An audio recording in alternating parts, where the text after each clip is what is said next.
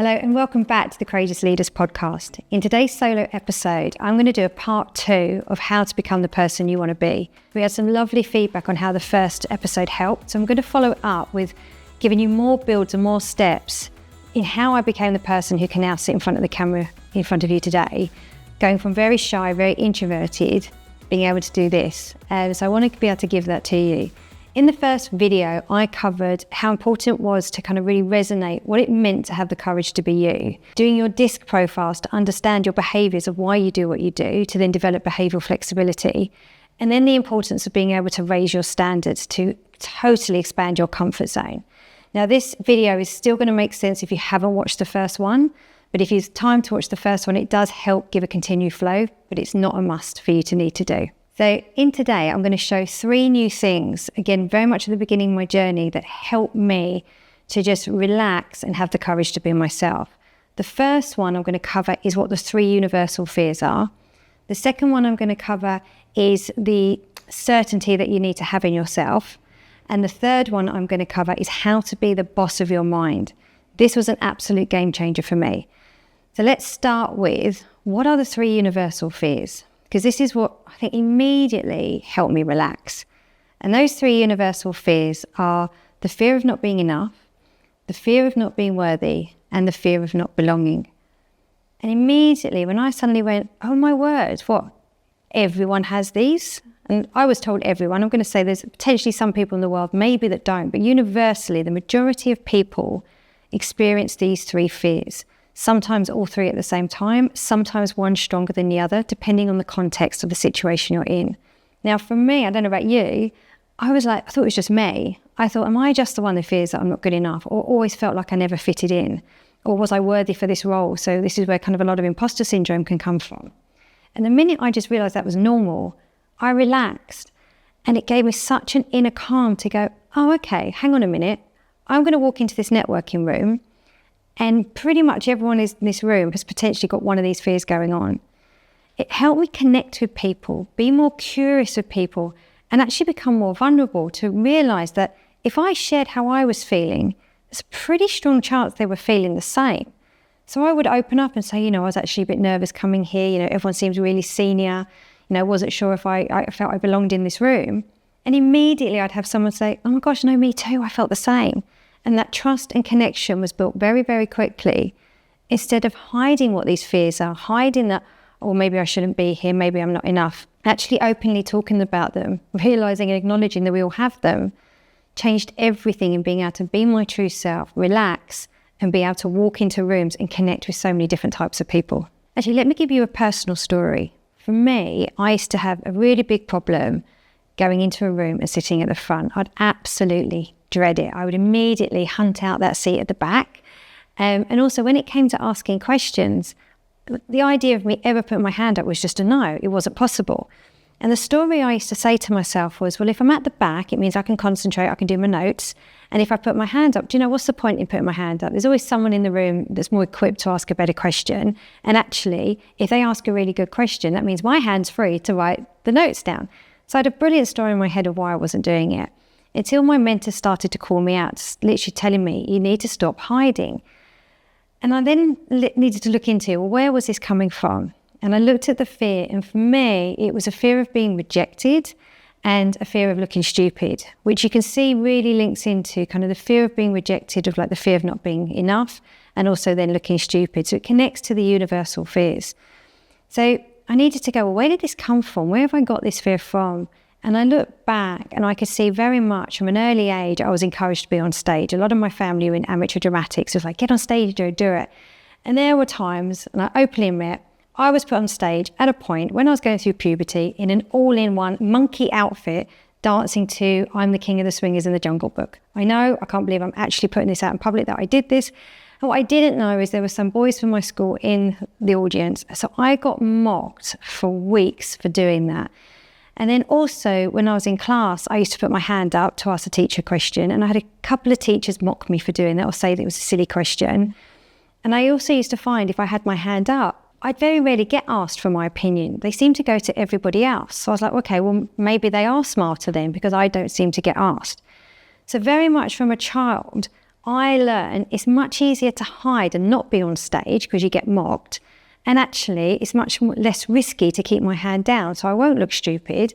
And actually, everyone else can ask questions. I don't need to have a voice. So I could see where this came from, where I built up this fear, where I then kept myself safe from not doing it. But the minute I could see where it came from, I then could do something about it. So my mentor was like, right, you need to jump in the pool. You need to get over this. And she says, jump in the pool. Like, you've got to take action. Even like if you've not got your armbands ready yet, you just got to go. So the next training, I walked in, I sat at the front, my heart was racing, and I knew I had to ask a question. And I did, and I was asked to answer. And then when I realised I didn't burst into a ball of flames and I was okay, I was like, oh, I get it. This is fine. I can do this. And now it's so natural for me. I go to my Pilates class, I go straight to the front, no problem asking questions. I go to big events now, I'll ask the panelists questions. Don't get me wrong, my heart will still race and I will overthink the question a bit because I want to say it right. But I do it, I take the action. And I am so grateful that I discovered what that fear was and realising it's a normal fear, it's universal, we can all have it, and I could do something about it. So now I can put myself out there, I can jump in the pond, which has now allowed me to be the person that I want to be. So to summarise the first point on the 3 universal fears, for you, what I'd highly recommend is take a moment to notice where you're maybe holding yourself back. Take a moment to notice where there's low confidence or imposter syndrome, or where you want to be excelling more. And take a look at what one of the fears could be. What is it for you? And then think about maybe where did that come from?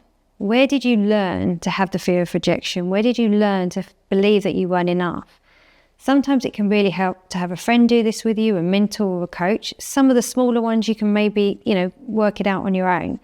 But take the time to reflect. So much of becoming the person you want to be is to really reflect on who you've been so far and what you can learn from that. So giving yourself time to do that and going to walk in nature and just think, that will then give you a pathway to go, how do I want to be going forward? What are some of the small changes, even just a 1% change that can make a difference for you? And above all else, remember you're not on your own. These are fears the majority of people have. You're not on your own. If you can reach out and ask someone, I bet there's more people in your network that can resonate with what you're going through, and you can work together to move forward. So the second area I'd love to talk about is having certainty in yourself.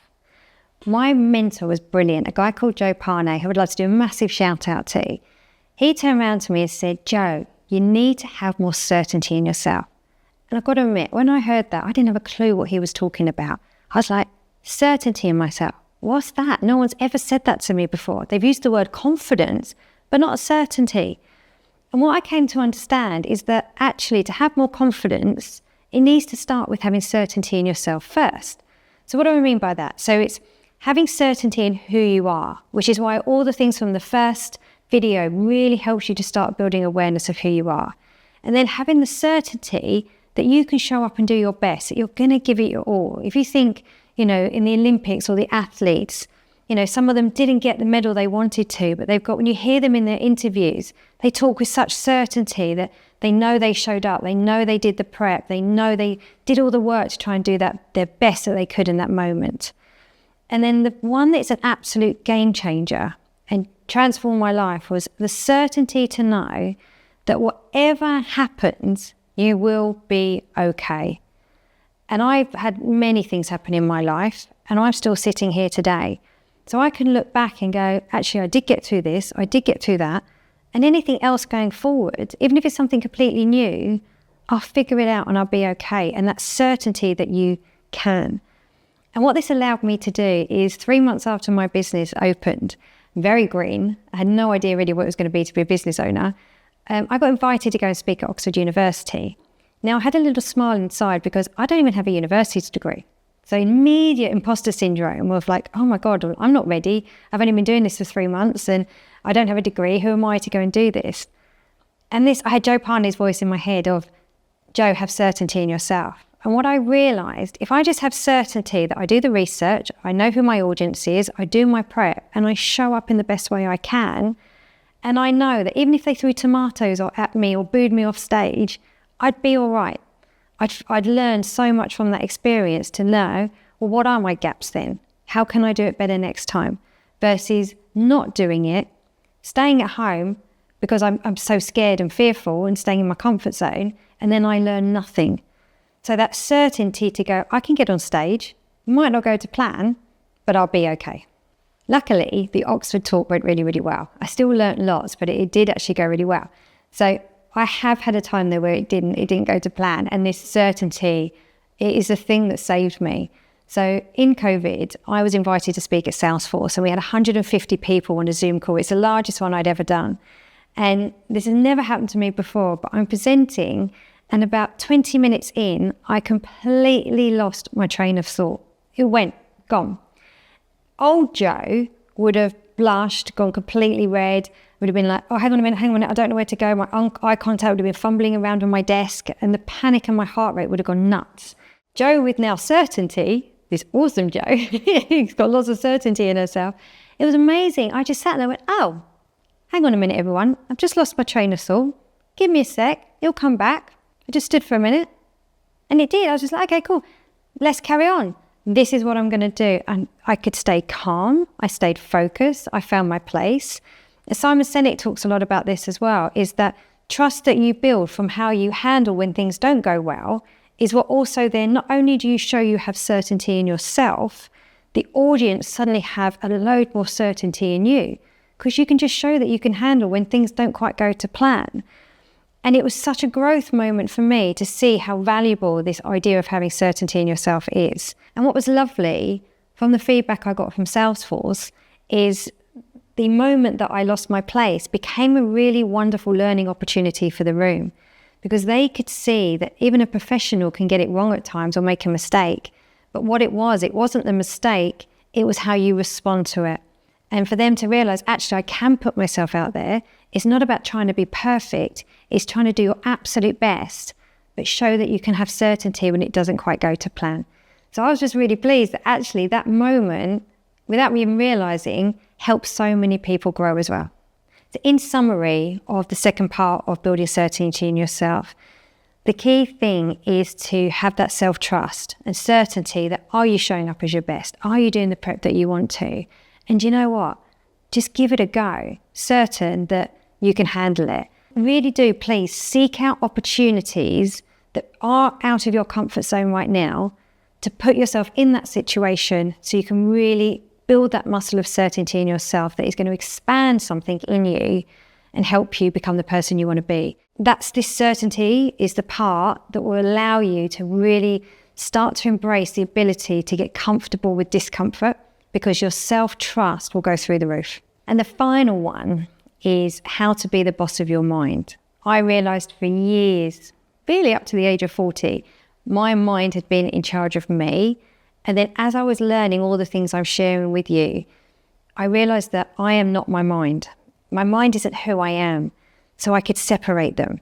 Now what I'm going to do, because being the boss of your mind is a big old subject, so I'm not going to go too deep on this. I'm going to do a separate video on it, but I'm just going to give you a flavor of what I mean. When I realized, and someone said to me, Joe, just remember you're not your mind, it helped me to create some detachment.